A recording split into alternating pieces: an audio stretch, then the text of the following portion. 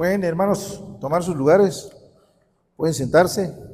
Vamos a meditar en esta tarde en el texto que acabamos ya de leer, segundo libro de Reyes, ¿verdad? Estamos ya avanzados en el en el estudio de los reyes del pueblo de Israel, que está dividido ya en Judá y en Israel, y estamos ubicados en el año 850, 800, antes de nuestro Señor Jesucristo. Y estamos como referencia, como contexto histórico, estamos ya en los tiempos del reinado de los reyes, del rey de Israel. Estamos hablando del reinado de Joram. Y acababa de morir el rey Ocosías, rey de Israel. Y Ocosías, hermanos, hijo del rey Acab. ¿Recuerdan? Estamos centrados en el texto y estamos en este tema, o en este capítulo que acabamos de leer. Vemos una reseña, una historia acerca de lo que sucede con Eliseo, el sucesor de Elías, ¿verdad? Muchos hemos estudiado, o muchos han estudiado la historia de Elías. Hemos estudiado también la historia de Eliseo, ¿verdad? Y nos parece algo muy fascinante las historias de estos profetas de Dios.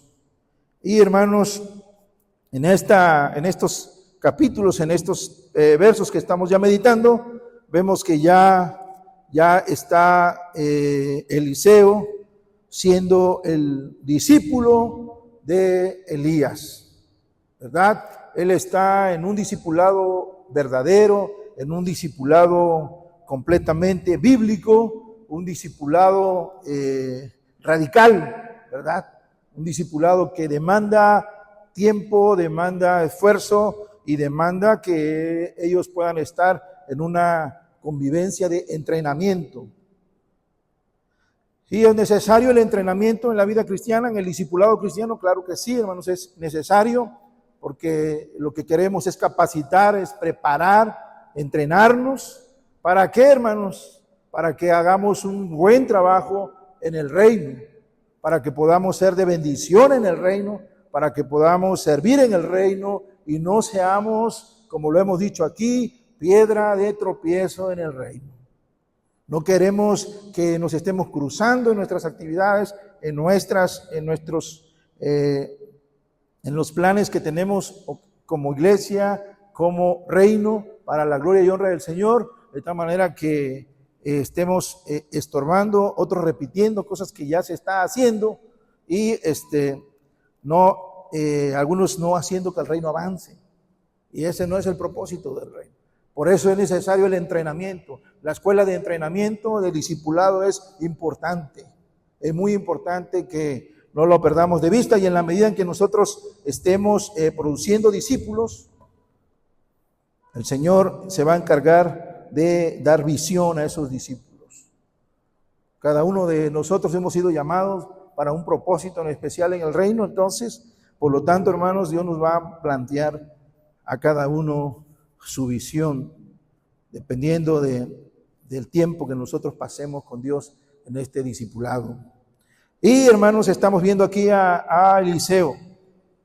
Está de la mano de Elías, y a veces cuando, no sé si a usted le ha tocado trabajar en algún equipo de trabajo en donde está a cargo de un jefe, y a usted lo tienen en entrenamiento. De tal manera que hay algunos muchachos en los supermercados o en algunas tiendas grandes que traen hasta la chompa de decir en entrenamiento, ¿verdad? Entrenamiento. Estoy en entrenamiento, todavía no me pidas algo que esté fuera de mi jurisdicción, o algo que yo no sé, yo no voy a saber qué hacer, porque todavía estoy entrenándome. Pero va a llegar el momento en que yo ya voy a estar entrenado y ya no voy a necesitar de mi maestro. Y aquí vemos, hermanos, cómo se mueve Eliseo junto a Elías. Se mueve como pez en el agua, ¿verdad? Cuando estamos con el maestro que nos está caucheando, cuando nos está protegiendo, cuando nos está diciendo, no, así no es, vamos a hacerle así. Estas cosas se resuelven de esta manera.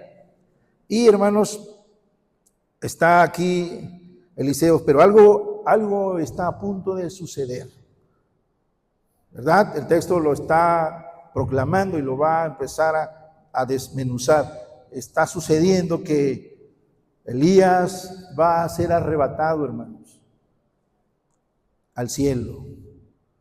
Y Eliseo se va a quedar prácticamente solo, entre comillas, solo.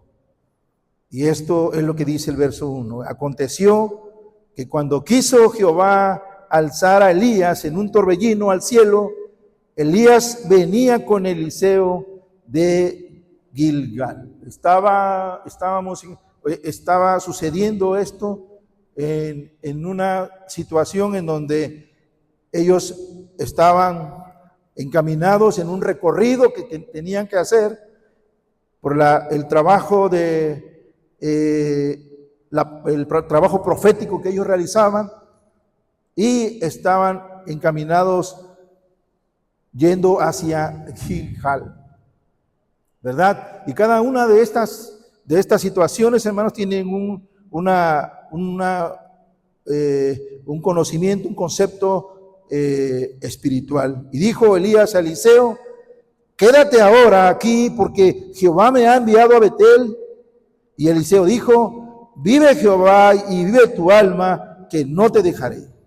Descendieron pues a Betel. Hermanos, ellos están en Gilgal. Y Gilgal, hermanos, Gilgal tiene que ver con un simbolismo.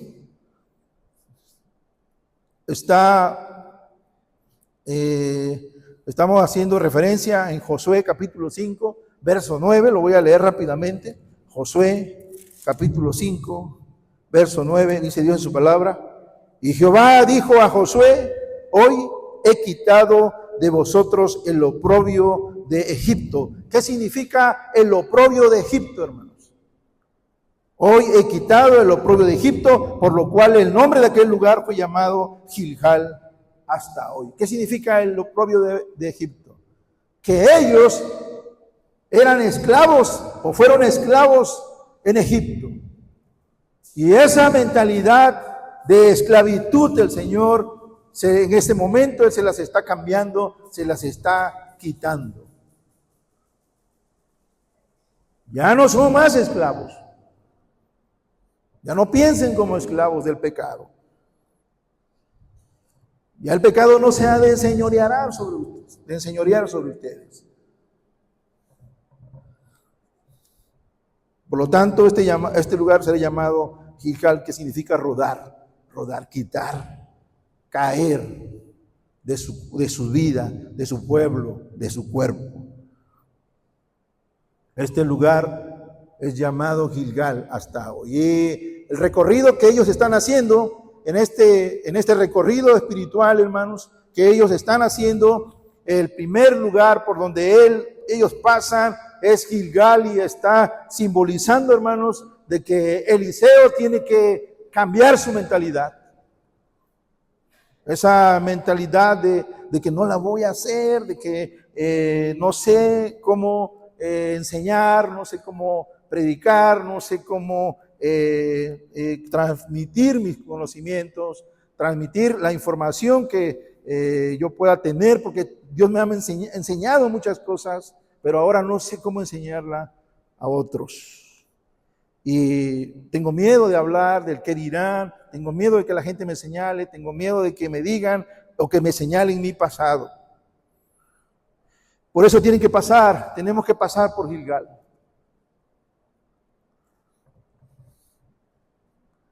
Dios ya había dicho, dice el verso 1 que inicia: quiso Jehová alzar a Elías. en un torbellino. Ya estaba, la profecía ya estaba dicha. El Señor solamente estaba buscando el lugar para concretarla, para cumplirla. Por lo tanto, él le dijo, espérame aquí, déjame ir al otro lugar, déjame ir a Betel. Y él dijo, no, yo no te dejaré de ninguna manera. Yo soy un discípulo tuyo, un discípulo que está aprendiendo mucho de ti, que ha aprendido mucho de ti. Y si hay algo que puedo aprender de ti, es tu fidelidad a Dios. Es tu constancia, tu servicio, es tu determinación y tu voluntad sometida a tu Señor. Por lo tanto, como crees tú que yo te voy a dejar. Y cuando dice el texto, hermano, vive el Señor, está diciendo de ninguna manera, jamás eso va a suceder. De tal manera, hermanos, que él plantea la segunda opción diciendo, y dijo Elías a Eliseo, quédate ahora aquí porque Jehová me ha enviado a Betel. Y Eliseo dijo, vive Jehová y vive tu alma que no te dejaré. Descendieron pues a Betel y saliendo a Eliseo, los hijos de los profetas que estaban en Betel le dijeron, ¿sabes que Jehová te quitará hoy a tu Señor de sobre ti? Y él dijo, sí, yo lo sé, callad. Esta vida de fe, esta vida de una comunión con Dios, en este discipulado, hermanos, era tan palpable, era tan real que Dios ya le había manifestado a Eliseo que Dios iba a quitarle a su maestro. Y vemos en estos pasajes, hermanos, que el entrenamiento, el discipulado, la enseñanza, la predicación de la palabra es algo que no debemos de dejar de hacer.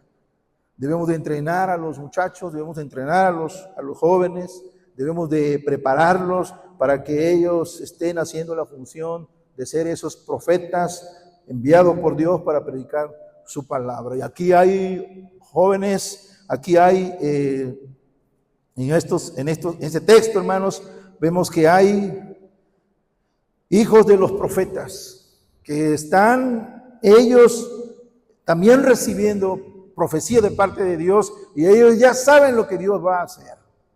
Interesante, ¿verdad? Dios está haciendo que su Espíritu Santo se mueva con poder de tal manera que esta palabra profética ellos ya la estaban entendiendo. Y saliendo Eliseo, y él le dijo, sí, yo lo sé, pero ustedes tranquilos, cállense por favor. Y Elías volvió a decir en este Betel, hermanos, que también tiene un simbolismo espiritual. ¿Qué significa Betel? ¿Recuerdan, hermanos, Jacob, cuando él soñó que él estaba en Betel? Bueno, el lugar todavía él nombró Betel ahí, pero él estaba soñando que había una escalera que subía al cielo. ¿Lo recuerdan? Hizo Jacob voto diciendo, si fuere Dios conmigo y me guardara en este viaje que voy, y me diere pan de comer y vestido de emplear, y si volviera en paz a la casa de mi padre, Jehová será mi Dios. Y Betel, hermanos, en este lugar, hermanos, él lo nombró Betel, y en este lugar él pudo tener un encuentro con Dios. Dios se le manifestó a Jacob y le manifestó su poder, le manifestó su propósito, le manifestó su revelación. ¿Cuál es su voluntad? ¿Qué es lo que Dios quiere hacer contigo? ¿Qué es lo que Dios quiere hacer conmigo? El lugar donde todos tenemos que pasar, todos los discípulos de Cristo tenemos que pasar por Betel. Ya hemos renunciado al pecado, el pecado ya quedó atrás, toda nuestra vergüenza fue quitada, fue dejada atrás, ahora hemos sido llamados para cumplir un propósito, ahora Dios está hablando en nuestras vidas, tenemos un encuentro con Dios, Dios está manifestando su poder en nuestras vidas, nos muestra el propósito, hermanos, y ahora, ¿qué sigue? Elías volvió a decir, bueno, quédate aquí ahora porque Jehová me ha enviado a Jericó. Y él dijo, vive Jehová y vive tu alma, que no te dejaré. Vinieron pues a Jericó. ¿Y qué significa Jericó, hermanos? ¿Recuerdan Jericó, el primer lugar, la primera ciudad que fue tomada por los israelitas? ¿Cómo se ganó esa batalla, hermanos? La primera batalla ganada, ganada de una forma diferente, y después de ahí en adelante todas las batallas fueron ganadas de una forma diferente. De la misma manera, pero la primera batalla de parte de Dios, ¿cómo se ganó en Jericó? ¿Lo recuerdan? ¿Quién estaba al frente de ese ejército, hermanos? ¿Recuerdan? Por eso estamos estudiando la Biblia, estamos estudiando los libros del Antiguo Testamento para poder retroalimentarnos y estar fortalecidos en el conocimiento de Dios, para que cuando estemos estudiando en el Nuevo Testamento estemos con un conocimiento amplio de lo que Dios nos está hablando y que Dios ya reveló en a su pueblo en el Antiguo Testamento. ¿Recuerdan que se había suscitado que estaban ellos entrando a Jericó y como puerta a la tierra prometida, y es la primera ciudad que los israelitas conquistaron al entrar en la tierra prometida? Y hermanos, ¿qué les dijo Dios? No tienen que pelear, solamente nada más denle la vuelta a Jericó. ¿Cuántas veces? ¿Cuántas veces lo hicieron? ¿No los escucho, hermanos? 7 vueltas, ¿verdad? ¿Y qué pasó con Jericó, hermanos? Los muros de Jericó se cayeron por el poder de Dios. Y aquí Eliseo, hermanos, está entrando a una dimensión espiritual, a un conocer del poder de Dios, en donde usted y yo debemos de entrar. Por eso cuando decimos que tenemos que caminar, avanzar en nuestra vida espiritual, estamos diciendo que tenemos que conocer más a Dios en su poder. Y eso solamente va a suceder cuando usted y yo pasemos tiempo con Dios. ¿Qué tanto tiempo pasamos con Dios? ¿Le damos más tiempo a la preparación del sermón para orar? ¿O oramos o no oramos nada? ¿O oramos poco? ¿Qué tanto estamos invirtiendo tiempo en Dios para poder conocer su poder? Y dice Dios en su palabra que Jericó cayó por el poder de Dios. Y la victoria se ganó mediante fe y obediencia a Dios. Amén. Mediante fe y obediencia. Ellos le creyeron a Dios. No hubo necesidad de pelear. Dios les dijo, vayan y hagan esto, y ellos fueron fieles cumplidores de la palabra de Dios.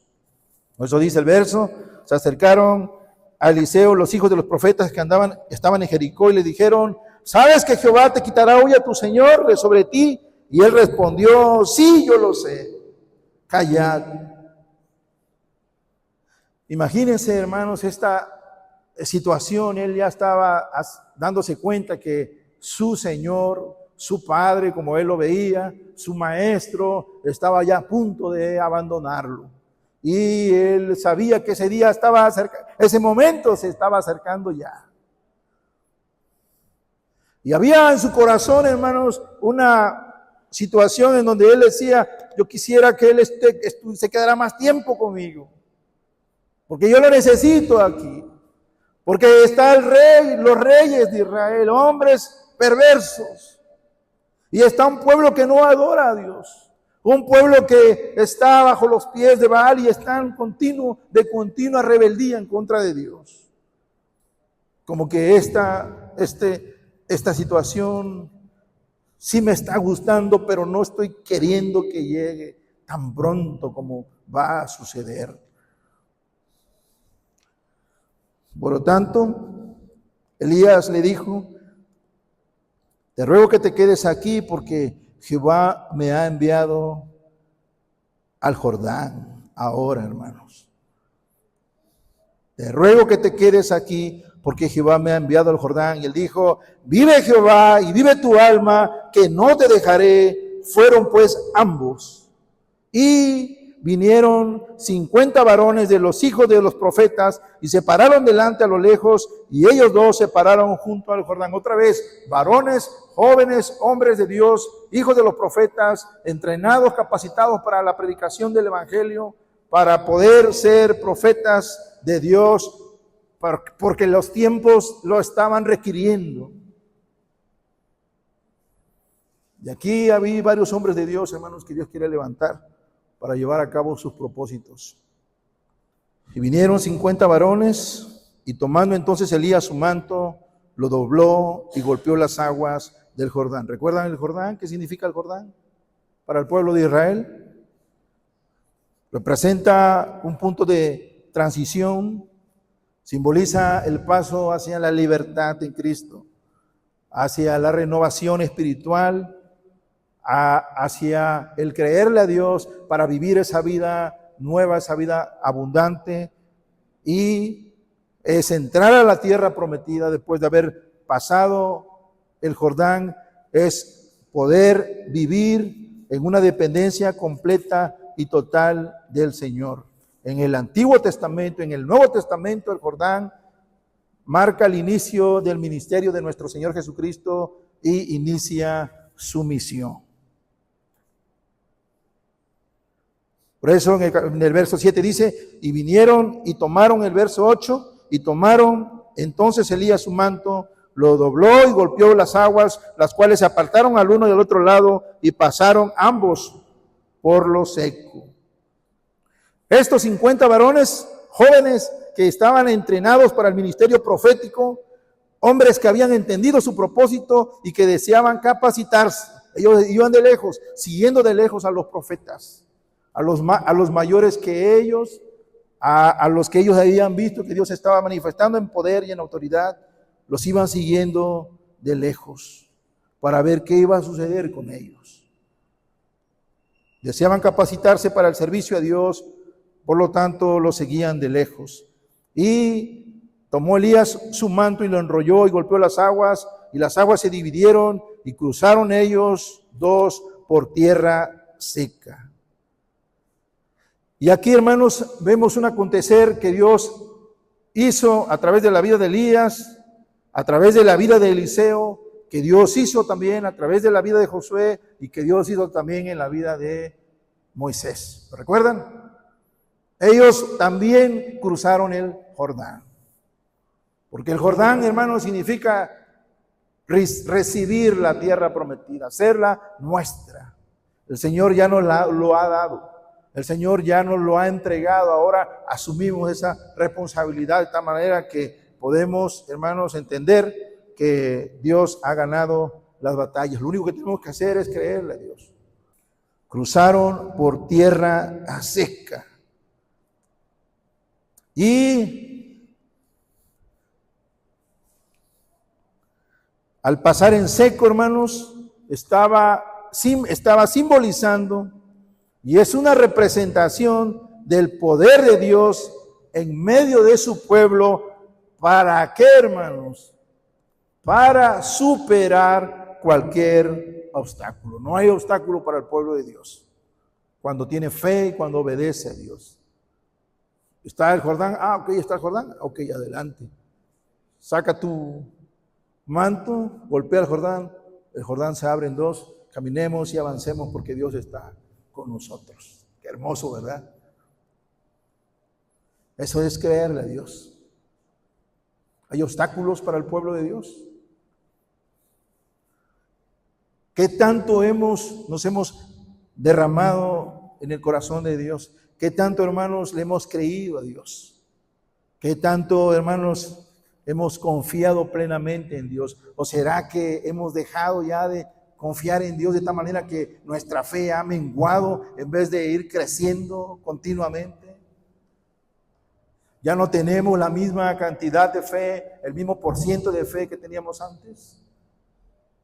Hemos ido, en vez de ir hacia adelante, hemos ido hacia atrás en nuestra fe. ¿Qué tanto oramos por alguien? ¿Qué tanto nos levantamos en oración, en intercesión por la iglesia, por los hermanos, por los niños, por los varones, por las personas adultas? Hay veces que simplemente cuando alguien nos manifiesta una enfermedad, nos decimos, bueno, que Dios te bendiga. O no nos ponemos a pensar que Dios nos está hablando en ese momento y nos dice, ora por esta persona, yo quiero hacer un milagro en el corazón, en la vida de esta persona. Solamente ora, es lo único que te pido. Yo me voy a encargar de lo demás. Y a veces decimos, que Dios te bendiga. ¿Queremos ser como Elías? ¿Queremos ser como Eliseo? ¿Profetas de Dios? ¿O decimos, hermanos, no, es que ellos eran únicos? Pero Dios, hermanos, nos quiere llevar hasta esta dimensión espiritual en la medida en que nosotros crezcamos en nuestra fe. Crezcamos en nuestra fe, maduremos en nuestra fe, avancemos creyéndole a Dios. Entonces, hermanos, en el verso 9, Dios nos muestra el acontecer. Cuando habían pasado, Elías dijo a Eliseo, pide lo que quieras que haga por ti antes que yo sea quitado de ti. Y dijo Eliseo, te ruego que una doble porción de tu espíritu sea sobre mí. Él le dijo, cosa difícil has pedido. Si me vieres cuando fuere quitado de ti, te será hecho así, mas si no, no. Híjole, yo había querido que te quedaras allá. Allá estabas bien, pero no sabes ni lo que estás pidiendo. Y le dice, hermanos,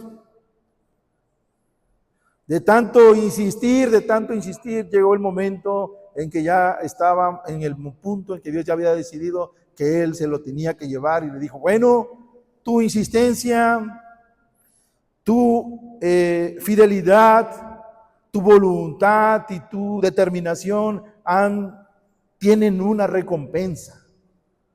Ahora pídeme lo que quieras, que yo interceda por ti al Padre para que el Padre te lo dé. Y él dijo, él pudo haber pedido lo que usted y yo quisiéramos. Pero ¿qué dijo, hermanos? ¿Qué dijo? Dame una doble porción de tu espíritu. Eso es lo que yo quiero. Una doble porción de tu espíritu sea sobre mí. Al final, hermanos, la oportunidad ya se estaba presentando. Era la oportunidad que Eliseo estaba buscando. La doble porción de su espíritu para cargar con una responsabilidad tan grande. Ser el mensajero de Dios en un reino hostil, con hombres que no asumieron su responsabilidad de dejarse usar por Dios para sus propósitos eternos, sino que entregaron su voluntad, la vida de sus familias, la vida de sus hijos a Baal, y a sus propios hijos lo ofrendaron a Baal, ofrendando a sus hijos para ser quemados. Ahora él está teniendo esta oportunidad de recibir una doble porción del Espíritu. Y aquí, hermanos, noten una condición que se está presentando. La idea de una doble porción no era pedir el doble de lo que tuvo Elías, sino pedir por la porción que le correspondía al hijo primogénito. Deuteronomio capítulo 21, 17, hermanos, nos marca la referencia. Dice 21, 17, mas al hijo de la aborrecida reconocerá como primogénito para darle el doble de lo que correspondiere a cada uno de los demás, porque es el principio de su vigor y suyo es el derecho de la primogenitura. Él está aquí diciendo, tú para mí eres mi padre. Yo te veo como un padre. Tú eres mi hijo, yo soy tu hijo. Hemos caminado en estos años juntos. Tú me has enseñado todo lo que yo sé a confiar en Dios. Veo tu determinación a confiar en Dios. Tu fe depositada en Dios, algo que yo tengo mucho que agradecer. Por eso, yo como hijo te digo, como padre que eres, yo necesito lo que tú tienes, yo necesito el doble, para que yo pueda cumplir esa función que tú estás haciendo. Pidió el derecho a ser considerado su sucesor como su primogénito en cuanto al ministerio. Porque Eliseo, hermanos, se consideraba un hijo espiritual de Elías.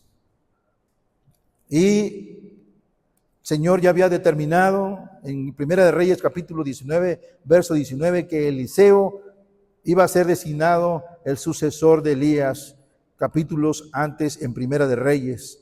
Esta es una petición del poder espiritual para cumplir con el llamado que ya había recibido de parte de Dios.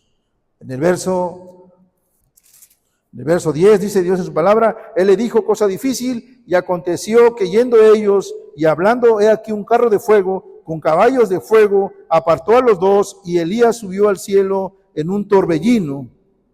Viéndolo Eliseo clamaba: Padre mío, ya ve, hermanos, Padre mío, carro de Israel y su gente de a caballo, y nunca más le vio, y tomando sus vestidos, lo rompió en dos partes. Alzó luego el manto de Elías que se le había caído, y volvió y se paró a la orilla del Jordán.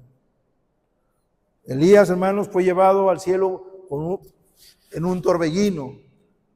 A veces se dibujan a Elías que es subido en un carro de fuego y lo está conduciendo, lo está llevando.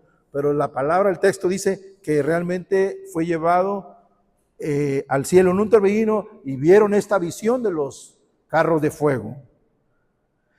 Lo apartaron a ambos, cada uno separando a Elías de la vista humana. Y estos carros de fuego, hermanos, sí tienen un simbolismo. Representan la presencia todopoderosa de Dios, del Dios vivo. Representan la salvación de Israel. Con esta asombrosa visión, lo que el Señor le mostró a Eliseo es que la fuerza de Elías estaba en el poder de Dios, que estaría con él también para poder cumplir su propósito de salvar a Israel. Y que no era el hombre, hermanos, era el poder de Dios que se manifestó siempre en la vida de Elías. Y esta manifestación de poder se vio, hermanos, en los carros de a caballo, carros de fuego que se manifestaron en visión, de tal manera que Eliseo pudo ver que Dios estaba con él, así como Dios había estado con Elías. Dios le da confianza a través de esta visión y le dice: así como estuve con Elías, yo estaré contigo. Y cuando dice, hermanos, Padre mío, carro de Israel y su gente de a caballo, está diciendo, hermanos, que el ejército de Dios o el ejército celestial es un ejército más poderoso que cualquier otro ejército, de cualquier rey que haya existido, que exista o que esté, o que con el cual él tenga que combatir. No tengas miedo. Mira, no son cualquier carro, son carros de fuego. Sus jinetes y sus caballos son caballos de fuego. ¿Contra quién se pueden comparar? Y dice el verso 12, él rasgó sus vestidos como una señal de decir: ¿en qué problemas me metí? Y ahora estoy solo. Mi maestro, mi padre espiritual se ha ido. ¿Qué voy a hacer?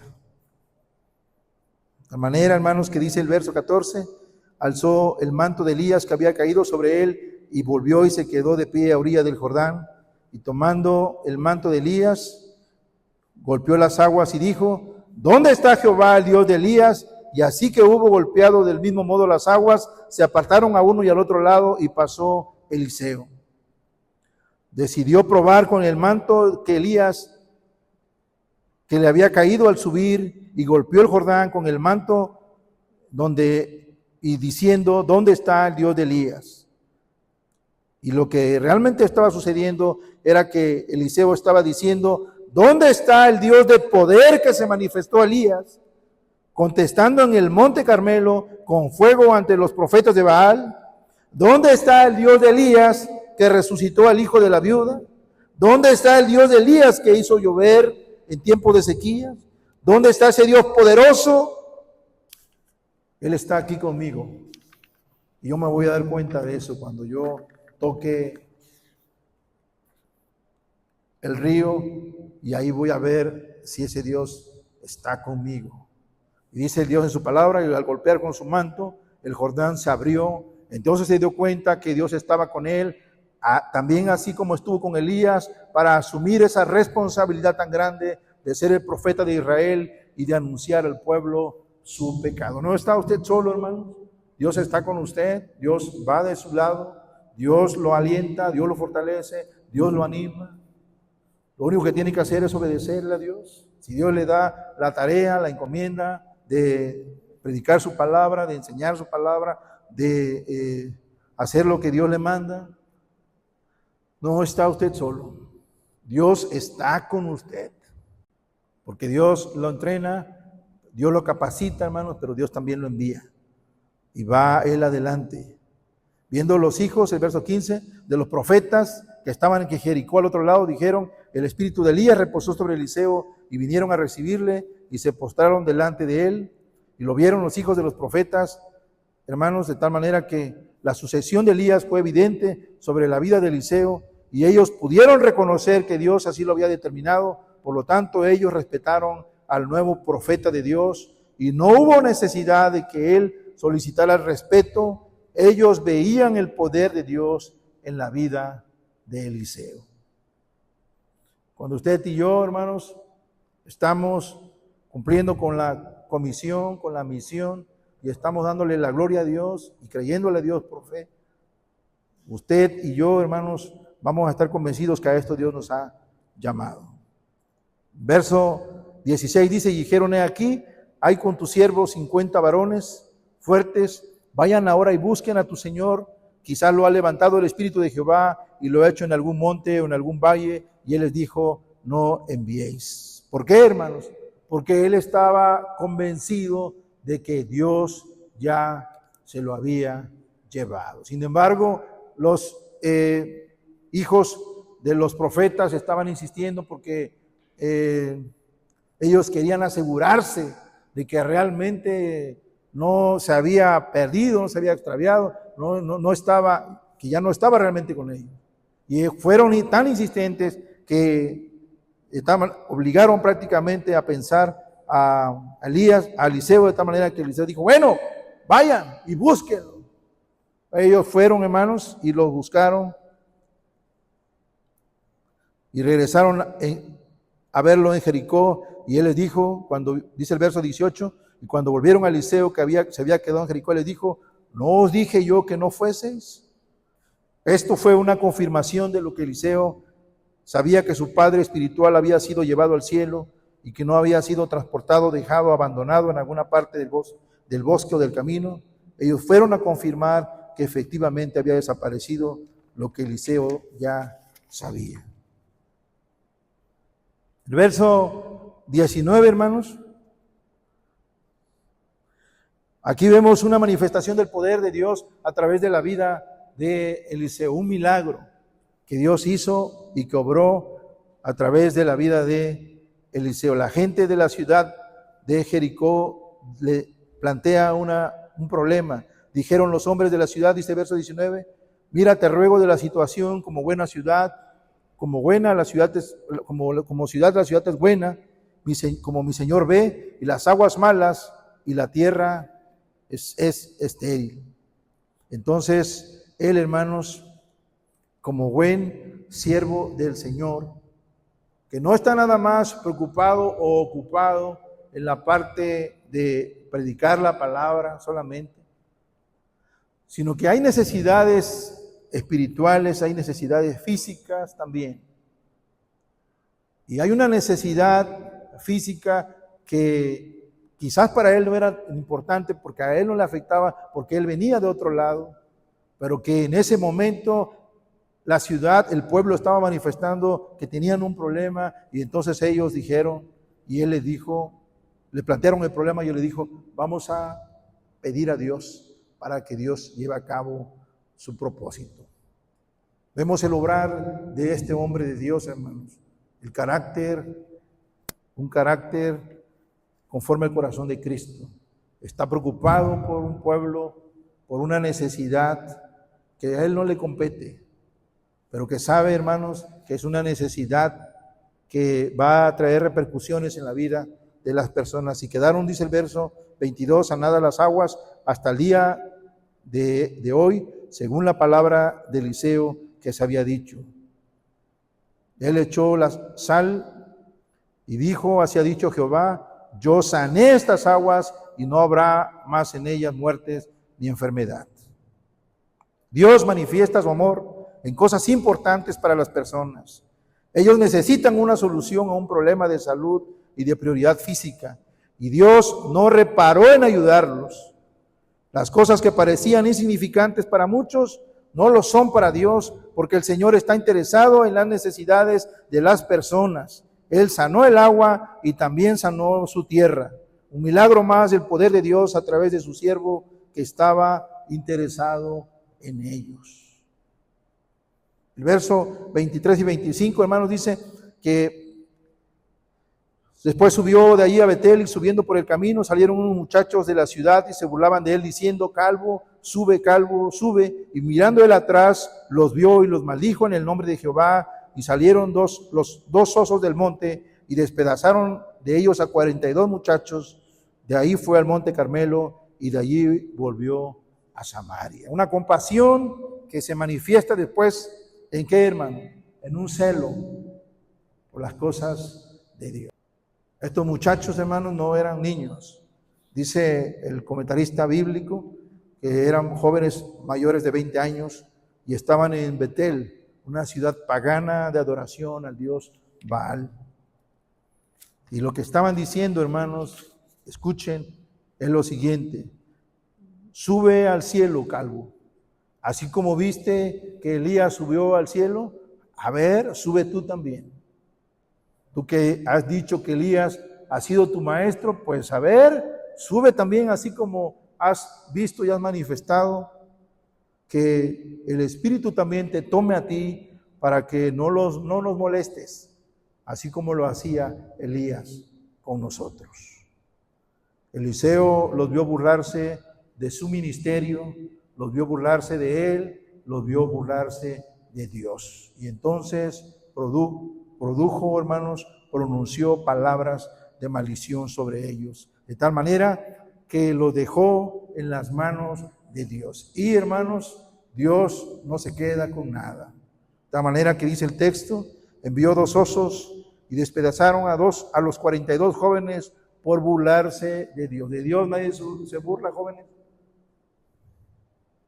Todo lo que el hombre haga, eso también pagará. Las consecuencias de nuestros pecados, los pecados que cometamos, tienen consecuencias.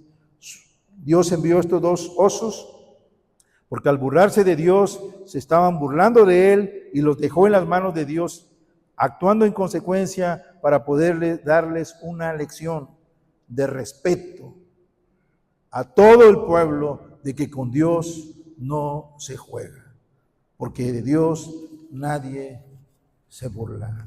Amén. Vamos a ponernos de pie, hermanos, y vamos a darle gloria a Dios, porque Él nos muestra cuál es su propósito. Dios está levantando nuestro nivel de fe. Lo que tenemos que hacer es creerle a Dios y poner en práctica todo lo que Él nos está mostrando. Padre, te damos gracias por esta bendición, Señor, de meditar en tu palabra. Tu palabra, Señor, es una lumbrera a nuestros caminos, Señor. Tu palabra es lámpara, Señor, a nuestros pies.